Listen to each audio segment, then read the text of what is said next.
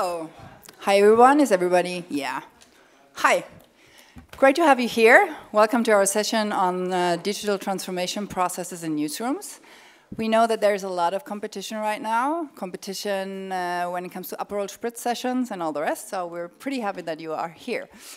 So, I want to start this session with some feelings that you might know when it comes to digital transformation processes in newsrooms. I would say that newsrooms are divided into those kind of groups. You have one group that is really into all this digital stuff, and people are really excited about everything that the web has to offer, and they can't wait for the magic to happen. And on the other side, you have a group of people, mostly in the newsrooms, who are more reluctant and more hesitant and even really afraid that the whole internet stuff will change everything. So this is why our session is called The Long Road to Digital Transformation and how the process might get a bit easier. So what we want to do here is that we want to make it as practical as possible. That means that we're just going to have a short introduction of all of us, of our newsrooms and where we work. And then we're going to dive right into the questions, how did we do that in our newsrooms? Where are we when it comes to the transformation process? And we hope that in the end you might have something that you can take back to your newsrooms. And for that reason, I have a mailing list here. I know mailing addresses and stuff is kind of difficult, but if you want to, you can give us your email address afterwards, and we're going to send you all the results of this session after that, so that you can take something with you if you want to. So, just a short introduction of who we are and who is talking to you right now. On my left, it's Swantje Dake. She is Editor-in-Chief Digital for Stuttgarter Zeitung and Stuttgarter Nachrichten, both located in Stuttgart, of course, which is in the southwest of Germany. And we have Stijn Bronswaer, who is Deputy Editor-in-Chief of the Dutch daily NRC. And there he is responsible for the whole transformation process. My name is Steffi Dobmeier. I'm the managing editor and also member of the chief editorial team at Commedia Group based in Berlin. So, we're going to start with a short presentation of our companies and where we are when it comes to the point of digital transformation. So, I work for Commedia Group. It's one of the biggest German publishing houses. We have 12 regional newspapers with a daily circulation of about 1.5 papers a day. And we have the websites that belong to all those papers with a monthly reach of about 90 million page views altogether. We have, when it comes to digital, different kind of paywalls. I mean, there's a lot of different websites, so some started earlier, some just had like a paywall starting a few weeks ago. So we have paywalls that are kind of strict. We have paywalls that are not so strict. We have also one website that doesn't have a paywall but a reg wall, which means that people don't have to pay, but they have at least to register in order to give us something. But what we all have in common is that we started a new digital strategy just some weeks ago. The name of the digital strategy is User First. It's not online first, but user first, which means that we put the reader in the middle of everything. And we had a huge data analysis, and the result was that what we do online and what people really consume online doesn't really fit. So what we do right now is that we have a huge transformation process in our whole newsroom. It started with the division between editors and reporters. We kind of restructured our conferences, and the reporters should write their texts in a media neutral way, and the editors then decide whether it's going to go online first or online later or maybe just for print. So this is like the point where we are right now. What about Swantje? Hi, So, as Steffi said, I'm the editor-in-chief digital for Stuttgarter Zeitung and Stuttgarter Nachrichten. And those two are the biggest newspapers in Baden-Württemberg, which is in the southwest of Germany. And we have quite a weird and strange structure in the whole organization, because we are like a part of the Südwestdeutsche Medienholding, where the Süddeutsche Zeitung belongs to as well, and we've like a couple of daily newspapers which are far more smaller than Stuttgarter Zeitung and Stuttgarter Nachrichten. But the both of them have a daily circulation about 160,000 a day, and where we have got 11% e-paper. And most of my bosses and editor-in-chief, not digital, say that this is digital already. So that's where we come from. And we started like three years ago exactly for thinking digital first, but we combined that with another transition, because 3 years ago Stuttgarter Zeitung and Stuttgarter Nachrichten started to work together as one team, and before that they were sitting in the same house working for the same company, but were totally divided and were concurrent, and now they had to work together. So what the company did was said, okay, guys, from now on you have to work together. That's the first step. And the second step is now you have to work for both channels, so digital and print. And we focused a lot on the first step, like the two cultures combining together, because they were sitting in the same house, but the people had like total different backgrounds. And so we were not focusing on the digital step. And yeah, that caused a lot of problems. But on the same time, we put a lot of energy to produce digital first, or at least to come to that point where you are able to produce your digital first. And 3 years ago, we had like 8 million visits a month with both websites, and nowadays we have like close to 12 million a month. And we started already in 2016 with a paywall. We started with a metered paywall, and 2017 we started with a freemium model.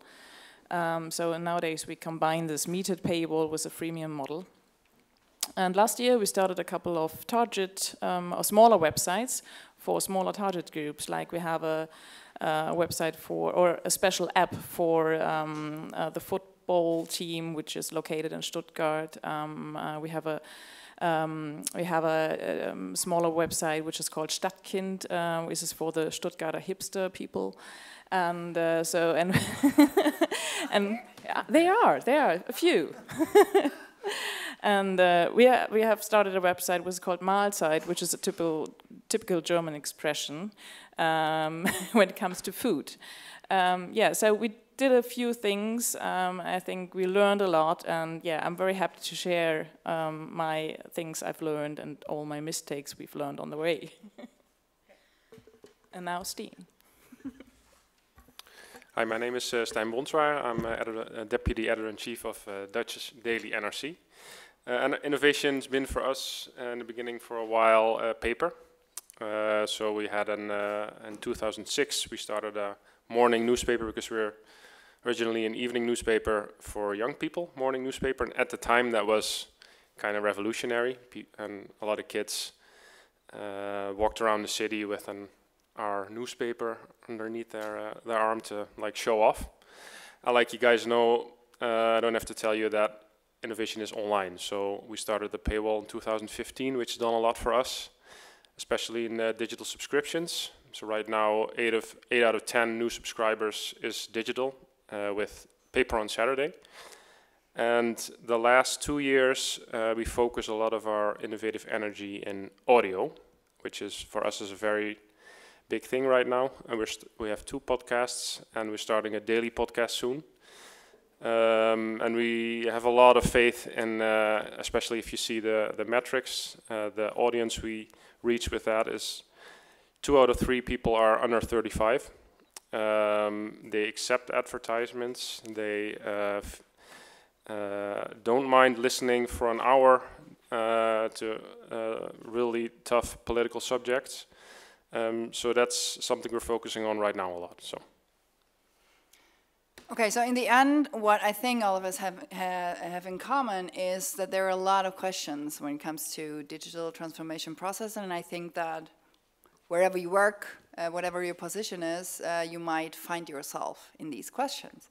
Because what are the biggest problems? What are the biggest challenges? What works? What doesn't? And what we want to do is just that we talk about what we did. So, Stijn, when you were one of the first papers in 2015 to start like online first. This is, I mean, there are a lot of papers who are way after that. So, can you tell us something about how that worked? How was the process? How did you do that?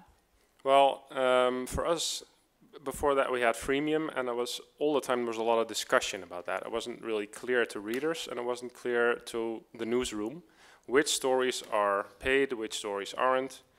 There were columnists calling us, some were calling us, I don't want to be behind the paywall, and others were calling us, why is that columnist behind the paywall and why am I not behind the paywall? Is that columnist better than I am? Or so it was like a constant source of discussion.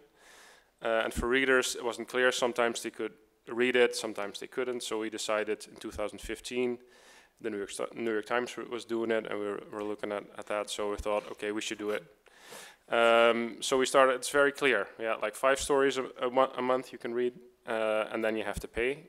Our journalism is worth money. We have 200 people working. So how expensive is that? Sorry? What do you have to pay? How expensive is that? It differs. Right now it's about like 14 euros a month with a newspaper on Saturday. Okay. And yeah, it made things clear. We were afraid that our traffic would go down if we do that, and like actually the opposite happened. It went up. Okay. So since then we've also been growing again as subscribers. So to anybody who hasn't started a paywall yet, I would really recommend doing that. When you say the traffic went up, did it directly go up, or did it just, you know? No, it went up because took some time, it's also right? because we had a website before that. You couldn't read a lot of stories. A lot of the in-depth investigative journalism wasn't available. So right now, all of a sudden, everything was available. So also our best stories were available to everybody. Okay. So that's why traffic went up. But there's just a lot of people out there, and we thought maybe it would take a few years, and then we have to change, and we have to think of something different. But we just found out there are a lot of readers who are willing to pay money for what we do. Okay. Is it the same in your company? I mean, first of all, I would say like 14 euros a month is quite a lot. You think so? I think so, because when for us it's like 10 euros a month, and you are before that, or we have got this metered paywall, and you're allowed to read 20 articles before paying, and so there are some people who tell us like it's 10 euros is too much. You have to go down with like around 5 euros maybe. But yeah. You say it works. Well, we have also subscriptions for 8, and then you don't get a newspaper. It's just digital only. Okay. But you get so with 14 euros you get a newspaper and the Saturday. Okay, now I got it. Yeah. So how does it work for us? We started with this metered paywall, and that was like half successful, I would say, because we got some people who registered and who paid, and but then when the success started, that it was like with a freemium model, because then you say, okay, we've got those articles and they are so worthy and they are so brilliant and so good that people have to pay or have to register. And we started 1.5 years ago with that, with 2 articles a day. That's not much. And then we said, okay, we have to put out more and more. But at the same time, we do our money still with advertisements, so we have to make sure that the reach is still high enough. And if you don't have any reach, then you can't convert anything. So it's always like you have always to keep the balance and focus on the reach and focus on the subscription is like, it's a difficult thing. But now we are like on a daily level or up to 15 articles which are behind the paywall. Okay. So, yeah. Since we were talking about the process, I think change is something that not a lot of people like, especially when it comes to work. I mean, everybody's used to what what they're doing, and for a lot of people, change means something quite scary, maybe. What did you do to make the change a positive thing? Did you do, like, how did you create like a vision, like an atmosphere of change that took the people with you? Because I think this is really something that is, you know, you have to sell the change in a way that people really want to take part in that.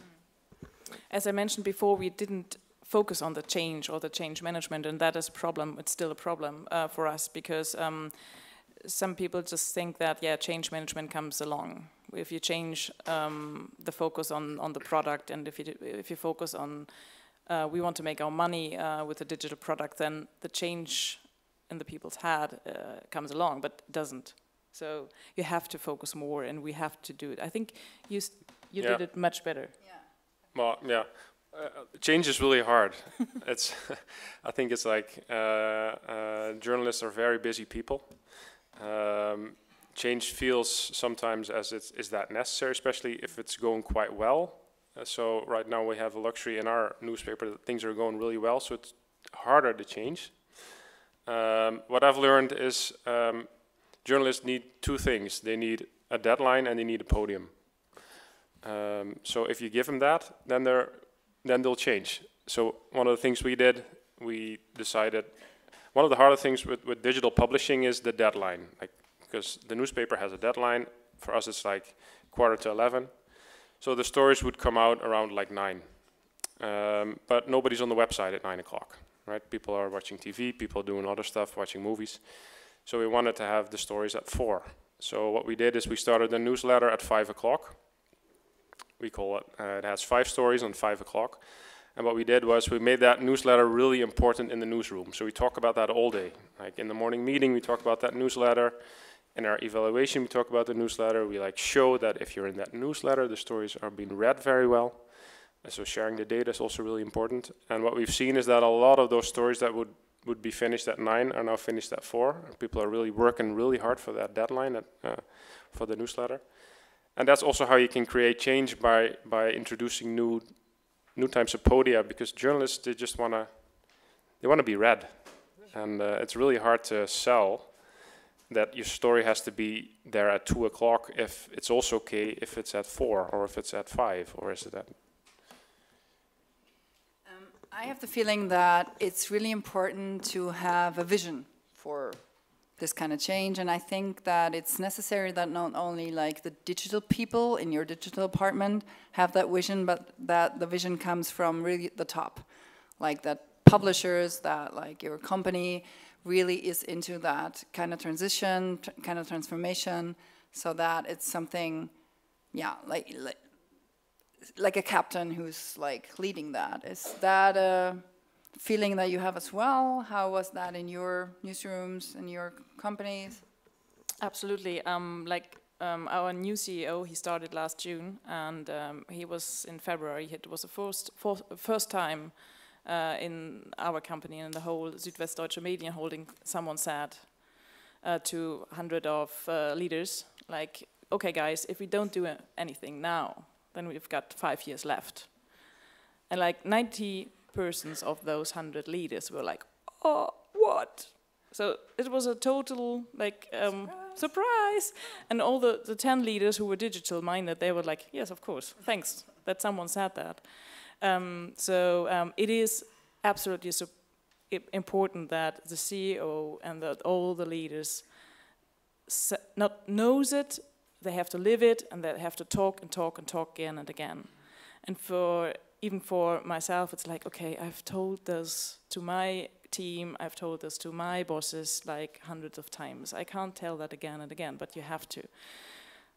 Yeah, words are very important also for the management, because people listen to the management, and if the management says, "Oh, we had a great newspaper today," if the manager starts with the newspaper under his arm and he walks into the morning meeting, or if he talks about the website, like those are small things but are really important. So you start with the website right now in the morning? Yeah, we start actually. First. We do a little evaluation of how we thought we did, and then we have our audience desk that starts, because we really think the reader should be in the main meeting. So the audience desk talks about the stories that's been read the best, or what type of stories did well on Facebook or whatever. And in general, I would add to what you just said.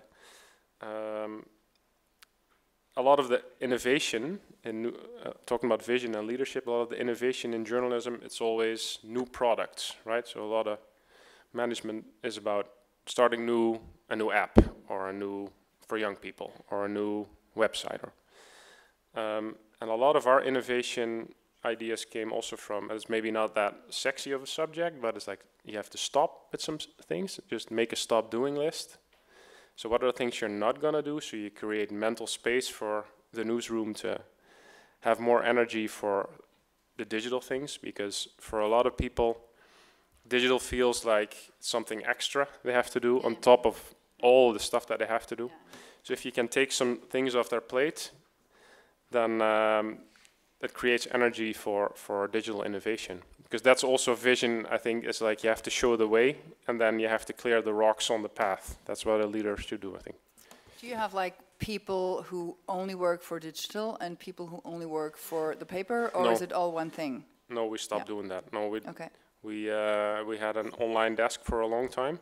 I think from starting in 1995 when the website started, we had an online desk. And what we've noticed, if you have an online desk, that means that a lot of people think, okay, online is that something that desk has to do, right? Sure. So the other people think, okay, that's somebody else's problem. Yeah. So what we did is we had a speech. My boss gave a speech to the whole newsroom and said, we have something to celebrate today. We cut our online desk, we stopped, and now everybody has to do online. Yeah. So it means that the photography department has to do also online photography. Graphics also has to do online graphics. And also like the journalists or the editors have to do online editing and also have to work for the site. So it's all of a sudden it's everybody's problem. Yeah. You know? And I think it's really necessary that the newsroom is not divided. So if you have if you want to stop the division between online and print, it has to be visible in the newsroom as well. So that it's not like, and even if you said that, if you have a separate online desk, it's going to be always those people who put stuff online. So it's like we have our paper, and then we have people who magically put those texts online, and this is not how it should work. I think so too. What I realized here, I mean, there are a lot of panels here on transformation processes and how newsrooms should change and stuff like that. And I realized that a lot of people are always constantly talking about communication and also about how communication is not working in communication organizations. And I think this is really something that I guess almost everyone has experience in their own company, that sometimes in companies where you think that communication is so important, communication does not work the best way. And I think you cannot underestimate the importance of communication about what will change, the small steps that you have to communicate.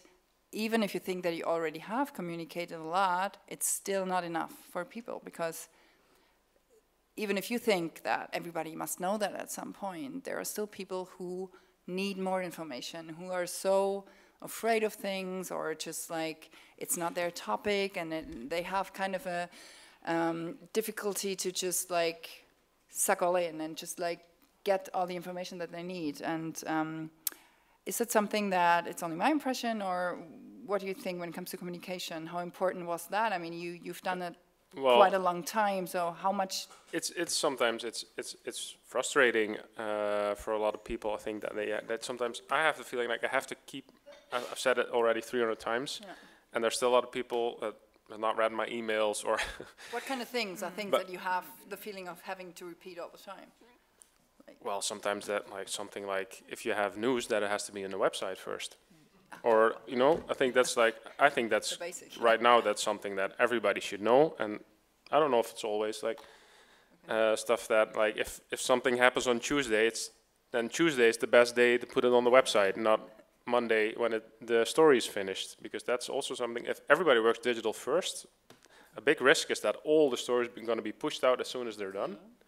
So sometimes right now we're like holding off, like, okay, wait a little, because tomorrow it's a better day, because it's also about online timing. But communication is, so it's something you have to keep repeating. You have to listen, because there's always like, you have a set of, there's 20% of people who are front runners. There's 60% who's like the silent majority. You have 20% maybe resistance, right? Yeah. So if you have that, if you focus on those front runners and make them important, give them the important position, then the silent majority will tag along. And I think that's how you should do it. Like, focus on the front runners and like keep communicating to the people that are in the middle, and also maybe push a little the people that are still in the back and maybe feel like I'm lost or I don't understand. Or I have the feeling that sometimes online journalists lose their patience with print journalists. Like, it's the other way around that it was for a lot of years. And I even if I think that communication is important, I myself realize that sometimes I completely lose my patience. What do you do? I mean, well, one of the things I've realized is a long time, like we had online journalists. And we said to them, okay, don't focus on the newspaper, okay, because like digital is the thing. But it's like, it has to go both ways. So I also think that the digital journalists need to know what's on the front page. Sure. They need to be interested in like how you make a newspaper. And they have to read it. I mean, you cannot like... And like, because it goes both ways. Because then the people that work at the newspaper and just are more paper oriented will also be able to focus more on digital. So that's one of the things that I've been realizing not too long, because that I'm also focused a lot on, like, okay, also focus on that newspaper, or maybe and know that the choices there are different, and why that is, and be interested in that. I mean, you're leading quite a big team, right? Yeah, so my digital team is like 25 people, and the reporters and editors for the newspapers, or former editors of the newspapers, they are 270, so it's really a huge team still. And we did a few things to try to close this gap between print and digital, because when I started 3.5 years ago in Stuttgart, then like the digital part was somewhere on the search. Yeah, no one knows really where they're sitting and where they're doing this website thing. And when the Stuttgarter Zeitung and the Stuttgarter Nachrichten came together, then we built a new newsroom with 80 people inside, and there the digital desk is in the front row. So that's just like the heart of the newsroom. There's the beat, and like I said, it needs to be visible. It is, right? And from that day, the discussion about what are you doing, you freaky digital people, stopped. It immediately stopped. So we were on the same level then, and we were accepted, and then it was much easier to get in touch with us, and much easier to talk with us. But still, you feel there are some barriers, and we did a few things to cut those barriers, like. We did some tandem teams. We always took one from the say from the sport section, and then from my team. And I said, okay, you two, you go for lunch together, and you go for a coffee break, and then you just you're a team now. And people looked at me and like, what? Why? For how long? Yeah, for how long? No.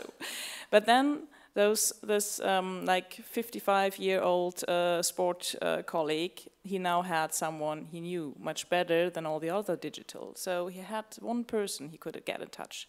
So that was really helpful. And then he told us his older sports colleagues, oh, I know someone there in the digital team, and he always knows the answers. And so it was like, wow. And so the word was spread. So that was really helpful. And the second year of the transformation, we invited our print colleagues to join us for one day. And like having 250 colleagues, print means it is a whole year. So every day someone new sit with us at our online desk, ask the same questions, which things were totally normal for us, and like, why are you doing this, and what does a number tell me, and but in the end it was really helpful because they saw that we were totally different as they do. They were interested. They knew from now then, like, okay, it's hard work, it's a high tempo. So and we were even more accepted than after that. So this is like small things, and the colleagues do it, and it's nothing the management has to do.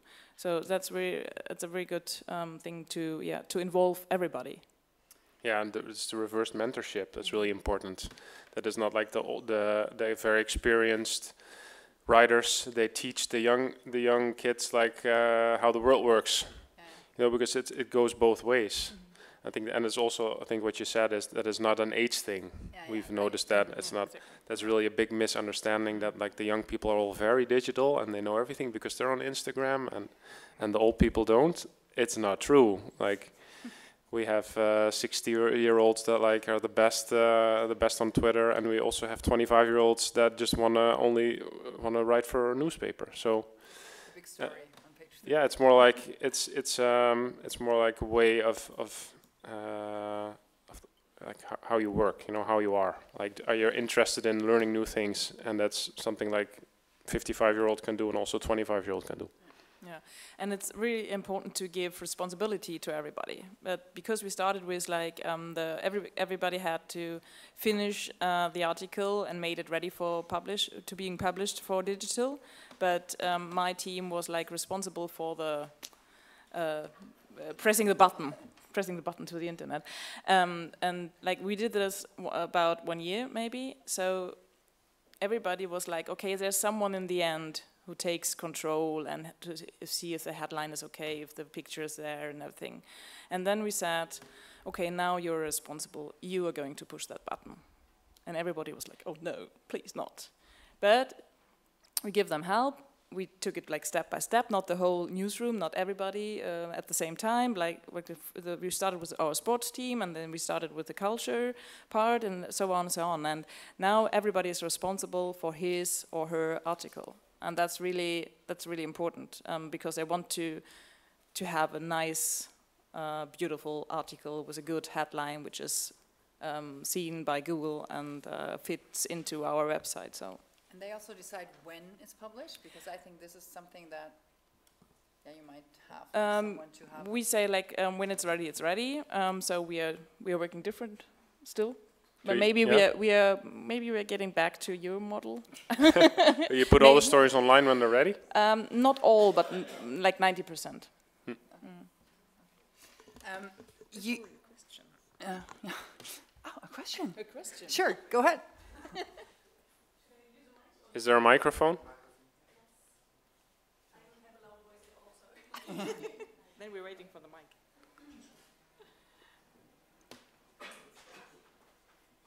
So speaking it's not on. It's not on. No. Thank you.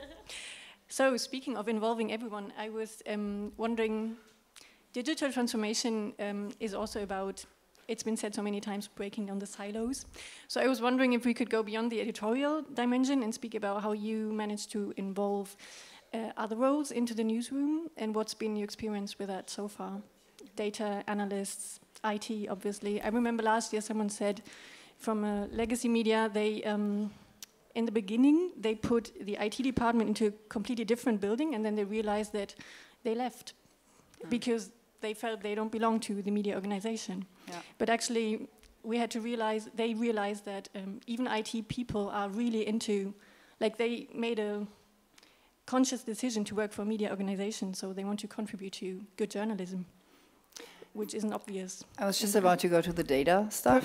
Thank you. No, no, it's fine, because I think that this whole transformation process brings a lot of people to the news desk that haven't belonged there. So in our company, we created, or we are about to create, a new newsroom, and the big desk, which is a desk for everybody, will also contain video people, audio people, data people, people who are working on the paid content models and stuff like that. And I think that this transformation process, as you said, there are new formats, but there are also new people coming to, like data. We have our head of data somewhere in the audience. Hi, Marie. So we are working on really different things, and I think it's really necessary to bring it all together visibly and also like in the workflow. Yeah, I think the breaking the silos or like the structures is the key to innovation, I think. Because it's been a long time. Like when I started at my newspaper 10 years ago, the head of my desk said, okay, he pointed at that third floor. He said, she never go there unless I give you permission. Was the advertisement department. And right now I go there all the time. Like we just started a podcast, and I talk to that. I do it together with the advertising. We talk about like, okay, how we're going to sell advertisement in this, because it's really important also for the journalist to think about, okay, if I have a good idea, is that going to make money, or is it just like something that's nice for the newsroom? Because it also has to be something good for the company. And you can only do that if you work together with people that have knowledge about subjects like advertisement or IT or subscriptions or all that kind of stuff. So I think that's, and if you don't do that, then it's really hard just for journalists to think of new products by themselves. And within the newsroom, it's also, I think we have two types of journalists. You have journalists that are specified in a subject, and you have journalists that are specified in a way of storytelling. So, for example, graphics or audio or video. And if you make teams, so you have a team of somebody who knows something about a subject and a team who somebody who's very good at video, and they work together for a video on that subject, I think those are the best pieces normally. So that's also a way of like fixing those or like banning those silos. So I think that's really important. But normally journalists are not used to work in teams. No. Yeah. So that's like, if you say, so three of you doing now a team and doing a story together, maybe they are a little bit irritated, so you have to guide them. Yeah. And it's because it's a story, you know, so in that story, it's their story. Mm-hmm. So like they keep the story until the end, right before it's published, and then they give it away. So you have to find ways to close the gap between those people, or like bring them together, or in brainstorm sessions, or we did a little class. It's just a class with for people who know a lot about audio and video, and for people who are very good at writing stories. And we said at the beginning of the class, we said, okay, in 6 weeks, there need to be 3 teams, and you can pick. You can pick like one of the data people, you can pick one of the audio people, you can pick one of the video people, and there need to be teams. And then and it can be a story in text. So it has to be a story in audio, it has to be a story in video, it has to be. So that it's just fun, you know. It's inspiring for people. That's how it should be, I think. But I think it causes a lot of problems sometimes when you're working in teams for, as you said, from the advertisement department and from the newsroom. And I had that like a couple of weeks ago. Then I just put someone who works in the newsroom together with the advertisement, and they should solve a problem. Because if you're a journalist and you have a good idea for a product, for example, a new business model or maybe a podcast or something, you need to speak the language of the publisher. Yeah, sure. You need to be interested in money. You need to be interested in how advertising works. You need to be interested in what you need to know what a CPM is, like all that kind of stuff. You need to be interested in that type of language that you keep out of the newspaper, maybe in your stories. Those like weird like names and stuff, all the weird words they use. But you need to be. CPM? It's like the money you make on an advertisement per like 1,000 views. Yeah. So we have another question here. Yeah, I have a question. I also work for a local newspaper in Germany, and they also had this transformation process from print to online, print to digital. And they had a lot of people working just for print for about 20 or 30 years.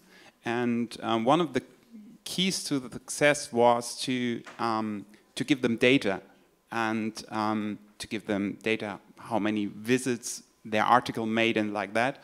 So my question is, did you do something similar with your print colleagues, give them reportings of subscriptions, of visits, of traffic, or something similar? I know you, but we haven't spoken before, right? Because this would be like the next thing here. Yeah, I was just thinking about, like, numbers is really an important thing. And if you work in digital, you have to work with numbers. And I mean, journalists are, in general, not really good with numbers. That's what people say. But here, it doesn't work any other way. Because compared to the paper, if you don't have a reader scan or something like that, you just don't know what people read in your paper. You might have data from the e-paper so that you can see which piece is like touched by the first, but you cannot like say, well, this is a piece that people really read. But you can say that for all the online pieces. You know everything about the reader, when they come, how much they read, when they like abspringen, I don't know, go away from Stop reading. Stop reading, right? You know what kind of text that they read at what time. You know what text finally results in a subscription. You know a lot of things. And I think that data is kind of scary for a lot of people. It was for me as well. But I realized that it's so much fun to work with data because you really know that your piece is read. And what we did is that we started a daily briefing in the morning. So all our colleagues in the whole newsroom, they got a digital briefing in the morning with the main numbers. Not too much, because you can kind of overload people, but it's like the main numbers saying, that was our reach yesterday. We were better or not so good than our like benchmark. We have a kind of benchmark that we want to reach every day. These were the texts that were read most. These are the texts that were read in the e-paper, which is important for the formerly print people. These are the texts that finally resulted in a conversion. So, and we put on screens everywhere in the newsroom, like screens that show different kind of data, like real-time data, and not like the whole dashboard thing that it's really complicated to read. I think you would scare away people with like showing the Google dashboard with a lot of numbers, but that will be the next step. To like constantly teach them about data, and we try to be at the online people who are used to work with data all the time. We try to be as open as we can when there are questions, because there are a lot of questions, and questions that you don't think you have to answer because you think it's so logical, but no, it's not, because they just they're not used to work with data, and that's what we try. We are in a constant process of like teaching everybody about data, everybody about Google optimization, everybody, you know. It's really necessary because it's not just the text anymore. But if you know so much about the reader, you would be stupid not to like readjust as much as you can of your process of production to the like flow of the reader, I think. And I think that you did something quite similar, right? Yeah, the thing with data, which is interesting to me, is that journalists want to know a lot about everything except about their own story sometimes. That's kind of interesting. But also, I don't know if that was in your newsroom as well, or maybe in other newsrooms here from people here. A lot of the journalists, they're scared that the management looks at the data and looks especially at the bottom, right? What are the worst read stories, and is that gonna affect my job, or is that?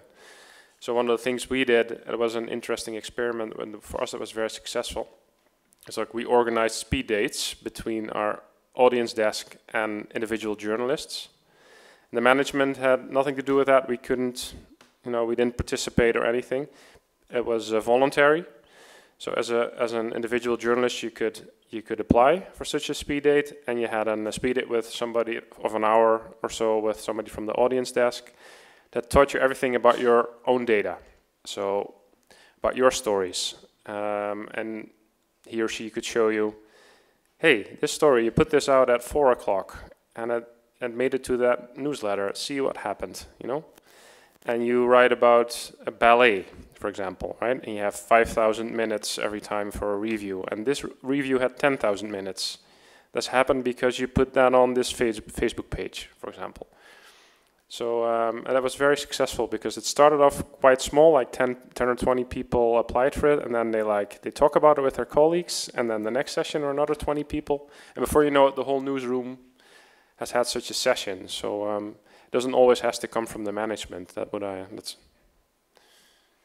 Yeah, I think when I started in Stuttgart, then I was really the pain in the ass of many reporters and journalists, because I was in the daily meetings. I was always talking about the data we did yesterday. It was like, and I was talking about visits and page impressions, and everybody was like, "Oh, she again." Oh, and after like 5 or 6 months, I was so tired that no one really reacted to those numbers. And then I asked some colleagues, but why don't you think that's interesting, and why don't you react? And they said, yeah, because we don't understand. What is a page impression, and what is a visit? And a KPI. And a KPI. And what do you have to learn? So you not only have to talk about data and about the numbers, you have to talk about why are they important and what is the meaning, and so you have to explain a lot. And for you it's logical, and for your data manager it's logical, but maybe for the journalist it's not. And when the whole thing changed, that was last summer when we did a reader scan on the printed newspapers it's a publisher house from Dresden, the Sächsische Zeitung, which do Lesewert.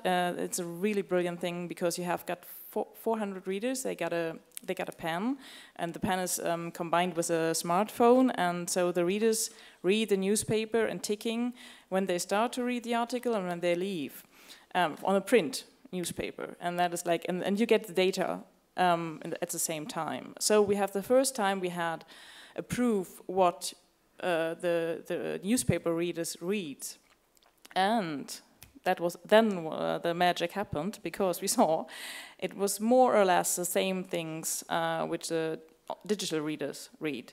Before, everybody told me, like, yes, of course, that your readers read the thing about the squirrel, which is like falling down from the tree, and about this huge accident. But my newspapers readers, they want to read the huge piece about Turkey and the election in Brazil and everything. And I was like, yeah, okay, and now we prove it.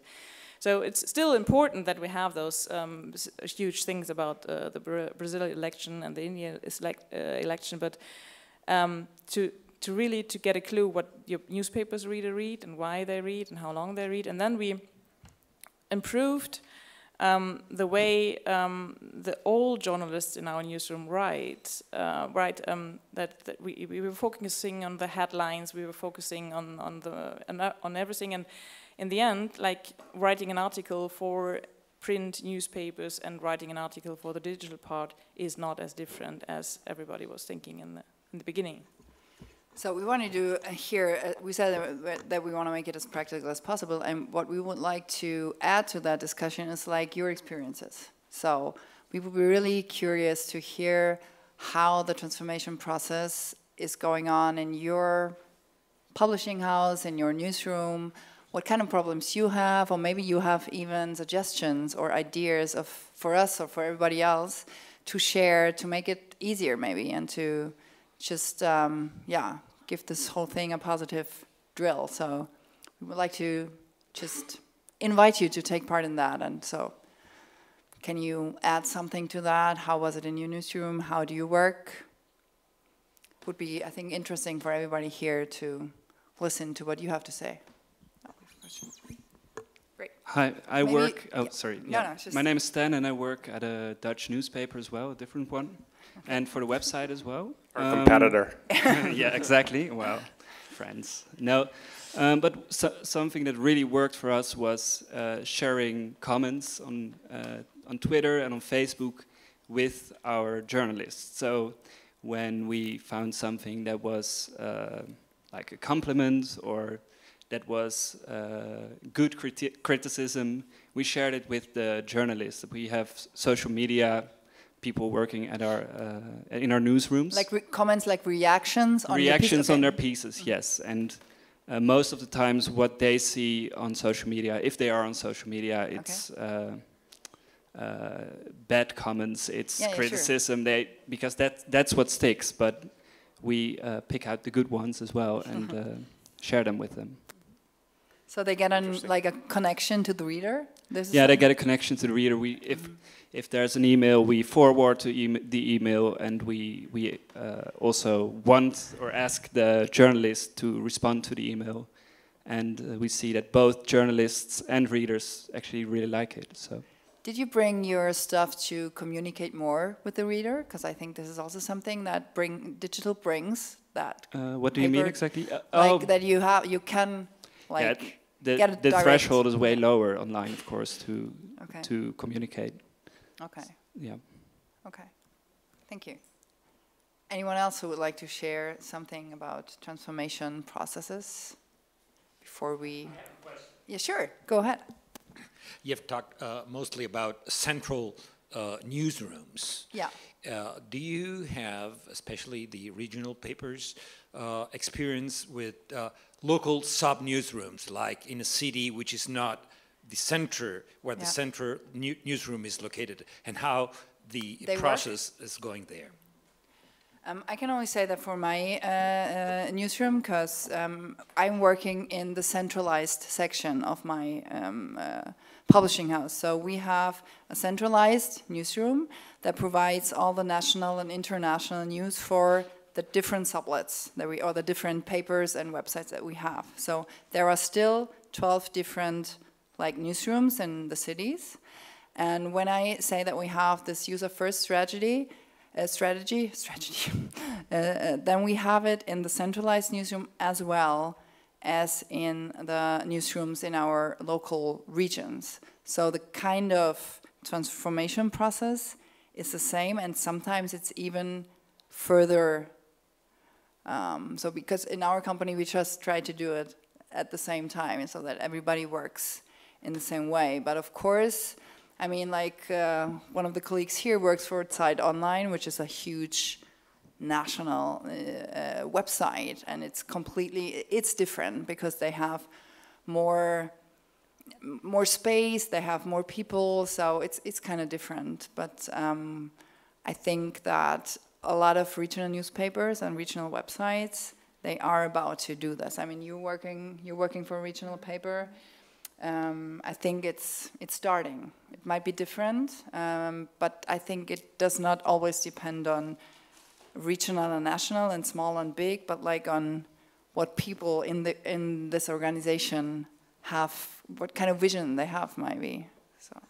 So we've got some offices around in the smaller towns around Stuttgart, and it's like in one there's only 4 people working, and the other one it's like 12 people, and it's much harder to get them into the process because they are doing their own things, and we have done that like 20 years. So, and you are not there, because I think it's very important for the transformation process that you are there and talking again and again and again. If you can't talk about it daily, then it's a hard thing. And the things changed in those offices around Stuttgart when we put online colleagues there. So each office has got one digital-minded people, and then things changed. So it was for those, it was really hard because they were much younger than the colleagues who worked there for a couple of years, and to go there as a younger person and to tell the older colleagues how you should do and how you should work now is quite hard, and they didn't have someone giving the support all the time, like in the central there. Yeah, I'm there all the time, and I'm like I can support everybody, but there they were like some minutes away, so they had to do their own work, and that was quite hard for them. But it was, in the end, it was successful. So that's really important that you have to do this guerrilla tactic and put some digital-minded people there. Yeah. Is that your impression that it's different? Was that? Yeah. Are you can you just give it back for a second?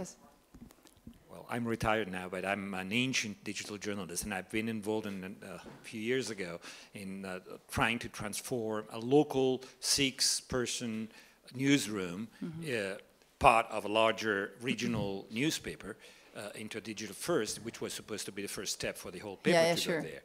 And the youngest journalist there was 40. All right. Okay. And well, not to speak of myself, but that's another thing. And they were very successful. They were eager, and they did a beautiful thing. And they put out together with a website a 12 pages local news section. All right. But then it just went how old? I mean, the whole major newspapers, all of them in Italy, are pushing back, and they are going back to they're stepping back from where we tentatively went a few years ago. Okay, back to print, paper? print. Oh, really? Okay. Print is the solution. If print dies, everybody dies. Okay, wow. So there's another question. I think it's going to be, maybe the last one. Yes. I'm working for Zeit Inside Online in Germany, and what we did in our transformation process was to organize internships not only for print like journalists to come to the digital world, but also to for the digital journalists to see how the print colleagues are working, and this is quite interesting for many people, because a lot of them never saw and never had were in a print newsroom and see how they worked with deadlines and like that, and so it was really interesting for them to see these different workflows. Okay, great, like a change of seat program, right? Just a really quick question. It was more kind of a statement just to round things up. I think, Steffi, we've spoken about this before, vision is just so important. I think particularly when journalists feel buffeted by change, because we're pivoting all the time. And I think, having no vision is worse than even having a wrong vision, so to speak, because when journalists don't know where they're going or why they're doing it, I think that's when you start getting resistance. I was really interested in your idea. It's a really long speed date, an hour-long one, but I think that's a really... It's the best date. So. Generally, it's 5 minutes, isn't it? Or, you've got 5 minutes to talk, and then you can... I don't know if you can move on afterwards to the next person, but I think, examples like that, where you're not preaching to people, you're explaining things, and I think that's really important. I think journalists on the so-called shop floor feel that they're being taught to, or this is where we're going, and they're not told why this is happening. So if you can get a digital download, like an hour-long thing around your own metrics, that's a lot better in a way than sometimes those emails that go out around metrics, but it doesn't feel actionable. You see it, and I think that's a really good idea. So sorry, that's more of a statement rather than a question. Thank you so much. So what we would like to do in the end is that we have made a list of like do's and don'ts that we created in the process of like talking together the last few days, and I don't think that we can just read them, but just for you to, these are the things that we think are quite necessary to just. So my absolute favorite is don't forget to party. So because the whole process of transformation is hard. It's hard every day, and I think you have to set some milestones. And when you reach those milestones, then you have to celebrate and open some bottles of champagne. And even if you fail, I mean, it's totally okay that you fail, and then you have to support, or you have to celebrate that you failed, because you learn from your mistakes. You have something in common with champagne as well. Well, we had it's a really small idea, but it was very successful at our in our newsroom. Is that we had a weekly champagne award. So for the best digital story or the best digital idea, or and it started off as it was quite cheap champagne, but we had a whole pantry was stacked with bottles. And we noticed that after a while, like desks started competing about who had the most bottles, and they were stacking bottles on their desks. And like if one of the desks didn't have a bottle of champagne for like a month, we got a little, you know, they were a little like, what's going on, and we need to pick it up. So those kind of small things, like it's celebrating, and it's also celebrating good examples. It's positive, it's fun, it's and that's also really important, because the transformation is mostly about like being strict and like this has to change and this and that, but also these kind of positive examples also really help. But most of the time it helps a lot more than being very strict, I've noticed. I think this is a perfect round-up to our session. So don't forget to celebrate, don't forget to party, and just go digital. So thanks for coming here.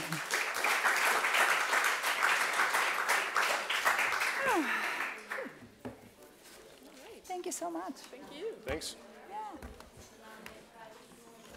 Great hosting. Oh, nobody's gonna... It was kind of full in the end. It was pretty full.